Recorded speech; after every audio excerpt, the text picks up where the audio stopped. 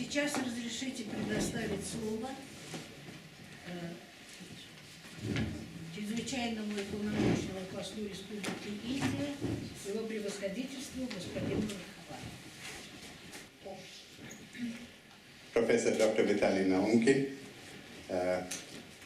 Dr. Rathin Roy, Professor Ruslan Greenberg, Dr. Tatyana Shomyan, distinguished ladies and gentlemen. Thank you very much for inviting me to this round table. It's a great pleasure to be here.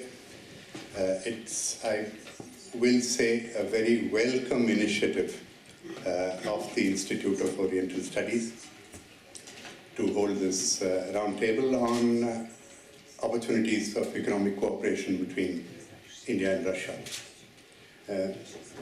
As Dr. Naumkin said, the Institute is, of course, one of the oldest institutions in Oriental studies and has been home to many eminent Oriental scholars, which includes Indologists. Under the leadership of Professor Dr. Naumkin, who is, of course, Russia's foremost scholars of Islamic studies, as we know, the Institute has continued this fine tradition.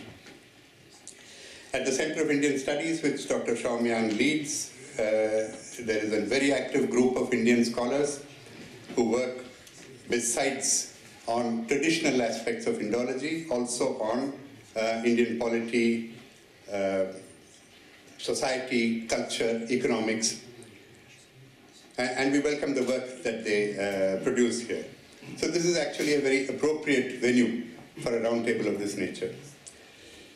We appreciate also that this roundtable has been able to attract eminent resource persons from India. We welcome Dr. Rathin Roy, who is a well-known economist and who heads the National Institute of Public Finance and Policy of India, which advises the government of India on macroeconomic and fiscal policies. It's also a pleasure to see Dr. Sundar participate here, who has, in his own quiet way, been making a very important contribution to India-Russia science and technology cooperation, both through commercial exchanges as well as through capacity building and research linkages. It's an equal pleasure to have very eminent Russian scholars here, among whom one can mention academician Professor Greenberg, whose Institute of Economy of the Russian Academy of Sciences is one of the leading institutions in this area. I'm sure other scholars and practitioners of economic activities from Russia will make a valuable contribution to this roundtable. Between India and Russia, the relationship obviously is of very great depth and goes back many decades. And we have a relationship that dates back to actually before India's independence and has spanned virtually every endeavor, every sector of human endeavor.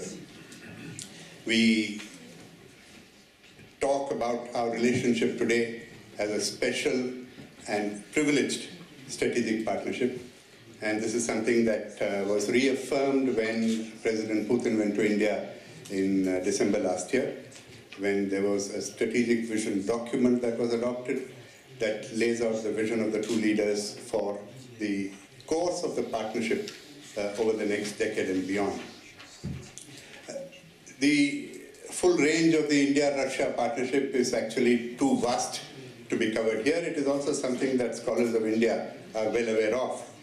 But the one aspect of the partnership that is being focused on at the roundtable today, which is economic partnership, is, it is fair to say, probably the aspect of the partnership that has the greatest potential for further development in the near future. Both President Putin and Prime Minister Modi agreed that in any strategic partnership in today's world, economic and investment linkages have to form a very important pillar.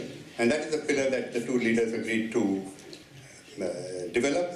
It answers to the need of our two economies. It is very appropriate in the current international political setting as well as in the current global situation, the situation of the global economy. if you look at the trade between India and Russia today, it's barely $10 billion. If you look at investment exchanges, it is about the same in both directions. The two leaders agreed that there were conditions for tripling the trade over the next 4 or 5 years, and of similarly doubling the mutual investments in each direction over the same period of time. Now, what we need to do is to explore ways in which this can be done through objective studies of possibilities and through steps taken to create a better awareness of the opportunities in each other's countries. The governments are making their contribution. What needs to be done is a greater exchange between academics, more objective studies of what are the areas of real promise, also studies of where the roadblocks occur, why what everybody agrees is an area of great potential has not developed quite as fast as they ought to. If you look at what the two governments decided during President Putin's visit, there were a few important areas where the governments took decisions where which they felt could significantly improve trade turnover. One is starting a bilateral engagement on how to promote trade in national currencies. This has been talked about for a while, but I think it has been given fresh impetus during the talks between President Putin and Prime Minister Modi. There was another very important measure which both countries agreed to work on. It is to overcome the barrier of distance between the two countries as far as trade is concerned. Because of various geopolitical reasons, the land route between the two countries is not really operative. The objective of opening up the north-south transport corridor between India and Europe, India and Russia, and indeed India and Europe, through Iran, is an area which the two countries will focus on.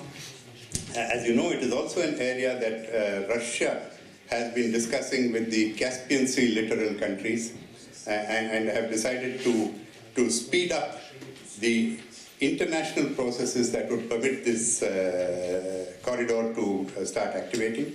We have other bilateral discussions going on for speeding up customs clearances through a green corridor mechanism. So there are a number of government-to-government measures being taken specifically to see that trade is facilitated and that some of the barriers to trade, which are non-tariff and other barriers to trade, are lifted.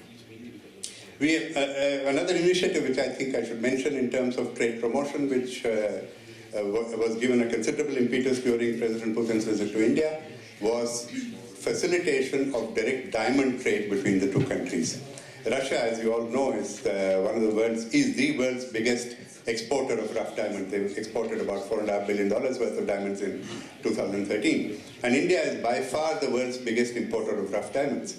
And yet most of the diamonds coming from Russia to India has been through Antwerp and Dubai and other such trading centers. We've been working to create conditions in India to make it profitable and to make it logistically convenient for the Russian monopoly exporter Alrosa to directly operate in the Indian market. A number of measures have been taken between December last and now in order to facilitate this. We are notifying a special customs zone which will enable the diamonds from Russia to move in and out more conveniently.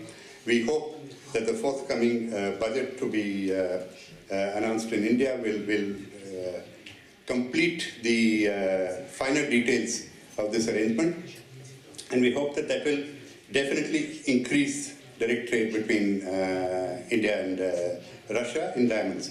We have also worked to promote investments in both countries. Once again, Russia is home to, is very, very rich in natural resources, is very rich in hydrocarbons. These are the products that India actually is in short supply of, India is hungry for, and we are looking at opportunities for Indian investors to invest in Russia in this entire range of products, as well as manufactured products. Indian companies are looking to invest in pharmaceuticals, for example, in Russia. and a number of other areas where we are looking at investments. We are equally looking at investments in the opposite directions, the Russian companies investing in India. Our defense relationship is a very rich and diverse relationship, but what we are trying to do is to use that relationship also to increase manufacturing cooperation between India and Russia. We have a number of Russian defense platforms operating in India, and what we're trying to see is whether we can, through joint ventures, set up repair, maintenance, overhaul, production of spares, production of components, all these facilities in India through our new initiative of Make in India. So these are a variety of initiatives that governments have established, and with the coming of the new government in India, this has acquired greater momentum, and we hope that the impact of all this will be felt in the coming years. What you are doing here in your roundtable is, I think, adding to this effort, is supplementing this by pointing out other areas where there are objective conditions for promoting economic cooperation, and I'm sure this will definitely add momentum to the effort that the two governments have launched in December last year. We are actively promoting also greater exchanges between commercial entities of our two countries. We have not had as much interaction and the level and intensity of interaction as we should have had in recent years. We hope to see, for example, in the St. Petersburg International Economic Forum, which will be held in June this year, we hope to see a particularly strong Indian presence here. We also hope to see there good exchange between India and Russia about promotion of mutual investments in both directions once again. So this again we hope will add to the momentum. We've invited the Russian corporate sector to participate in specific economic fairs and engineering trade fairs in India. We hope to see more of that this year. So governments are facilitating action. We hope academics will support this. We hope academics will show the way and popularize, bring home to the public imagination the various opportunities that are there and that need to be taken, so that the wonderful political relations that we have, the excellent people-to-people interactions that we have, are supplemented by a level of economic cooperation that is commensurate with the relationship between our two countries. So all the very best to the round table here for this. Thank you.